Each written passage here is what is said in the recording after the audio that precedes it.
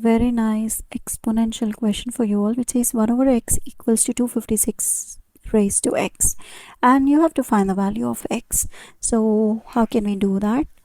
What I'm going to do is just eliminate this x. And how can we eliminate this x?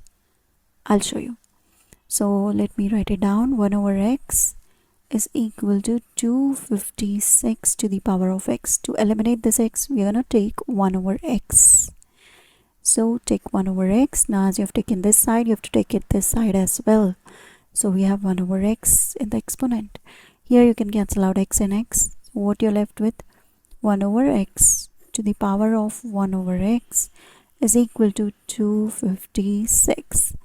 Now from left hand side, what you can see, you have same base, same exponent. Can we convert the right hand side also in the same way?